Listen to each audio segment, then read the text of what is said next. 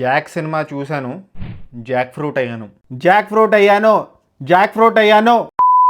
Hi guys, Jack cinema చూస్తాను భయ్యా. చాలా మందికి తెలియదు కూడా ఈ రోజు ఆ సినిమా రిలీజ్ అయిందని. యూజువలీ ఫ్రైడేకి రిలీజ్ అవుతుంటాయి సినిమాలు, బట్ థర్స్డేనే రిలీజ్ చేశారు జాక్ సినిమాని. బొమ్మరిల్లు భాస్కర్ గారు ఇంకా సిద్ధు జొన్నలగడ్డ సినిమా అని చాలా ఎక్స్పెక్టేషన్స్ తో వెళ్ళా, కానీ సినిమా అంతా డొల్లా. Disappointed to the core. VFX చాలా వరస్ట్ గా ఉంది, ప్రొడక్షన్ వాల్యూస్ అయితే వరస్ట్ గా ఉన్నాయి భయ్యా. స్టార్టింగ్ టైటిల్స్ వస్తుంటాయి, అక్కడ లిటరల్లీ ఏఐ వాడి ఇమేజెస్ ని జనరేట్ చేసి యాజ్ ఇట్ ఈస్ పెట్టేశారు, ఏదో ప్రాంప్ట్ ఇచ్చి. ఎఫర్ట్ పెట్టాల్సిన అవసరం ఏముంది? షార్ట్ ఫిల్మ్ మేకర్స్ దీనికంటే ఎక్కువ ఎఫర్ట్ పెట్టుంటారు. ఫస్ట్ హాఫ్ ఓకే ఓకే ఉంటుంది, హీరో క్యారెక్టరైజేషన్ అదంతా ఓకే, వా అన్న మూమెంట్ ఒక్కటి కూడా ఉండదు, సాగిపోతుంది అలాగా సాగుతుంది మీకు అలాగా. ఇంకా లిప్ సింక్లు సాంగ్ల గురించి ఎంత తక్కువ మాట్లాడితే అంత బెటర్. సాంగ్స్ అయితే యావరేజ్ టు బిలో యావరేజ్ ఉన్నాయి. హీరోయిన్ క్యారెక్టరైజేషన్ అయితే వర్స్ట్ భయ్యా. ఆమె ఉన్నా ఒకటే లేకపోయినా ఒకటే అన్నట్టు ఉంటుంది, only for songs, but that to bad songs. Siddhu Jonnalagadda performance కూడా తేలిపోయింది భయ్యా, అండ్ సినిమా నన్ను తూలిపోయేలా చేసింది. కొన్ని పోర్షన్స్ అయితే లిటరలీ నిద్ర తెప్పించేలా ఉన్నాయి.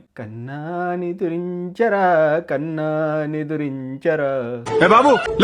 Worst characters and characterisations. Usually Bommarillu Bhaskar గారి సినిమాలో ప్రకాష్ రాజ్ గారి క్యారెక్టర్ సూపర్ ఉంటుంది. మీరు బొమ్మరిల్లులో తీసుకోండి, లేకపోతే పరుగులో తీసుకోండి, ఒంగోలు గిత్తలో ఏదైనా పాజిటివ్ ఉందంటే ప్రకాష్ రాజ్ గారి క్యారెక్టర్. కానీ అన్ఫార్చునేట్లీ ఈ సినిమాలో ఆయన క్యారెక్టర్ కూడా వర్స్ట్ గా ఉంది. సిద్ధు జొన్నలగడ్డ గారు మిస్టర్ బచ్చన్ సినిమాలో ఒక చిన్న క్యామియోలో కనిపిస్తారు, చాలా బాగుంటుంది ఆ క్యామియో. ఉన్న కొంచెం సేపు అయినా చాలా ఎంటర్టైన్ చేసి వెళ్ళిపోతారు. జాక్ సినిమాలో ఆ మాత్రం ఎంటర్టైన్మెంట్ కూడా లేదు. ఈ స్పై సినిమాలు, ఏజెంట్లు, డిటర్జెంట్లు ఇలాంటి కాన్సెప్ట్లు పక్కనెట్టి రిలేటబుల్ సబ్జెక్ట్స్ చూస్ చేసుకుంటే చాలా బెటర్. ఈ ఏజెంట్, రా ఏజెంట్ సినిమాలు అస్సలు ఎక్కట్లేదు, అస్సలు బిలీవబుల్ గా లేదు. హీరో ఏదేదో చేసేస్తూ ఉంటాడు, ఏదో సూపర్ పవర్స్ ఉన్నట్టు, అస్సలు బిలీవబుల్ గా లేదు. అసలు ఈ జానర్ ని టచ్ చేయకపోతేనే బెటర్ తెలుగు సినిమాల్లో. ఆర్ ఏమైనా రియలిస్టిక్ స్టోరీలు, రియల్ లైఫ్ బేస్డ్ ఇన్సిడెంట్స్ మీద తీస్తే బెటర్. ఈ రా ఏజెంట్ బ్యాక్ డ్రాప్ లో యాజ్ అ పాయింట్ జాక్ బాగుంది, రాయి శిల్పం వీటి గురించి మాట్లాడుతూ ఉంటుంది metaphorically. But unfortunately as a film చూస్తే అస్సలు ఎంగేజింగ్ గా లేదు, ఎంటర్టైనింగ్ గా లేదు. అక్కడక్కడ ఏదో ఓకే అన్న ఫీలింగ్ కలుగుతుంది. నేపాల్ అంటారు, కానీ కట్ చేస్తే కృష్ణానగర్ గల్లీలో కనిపిస్తుంటాయి చేస్ సీక్వెన్సెస్. అందుకే ఈ సినిమాకి నేను ఇచ్చే రేటింగ్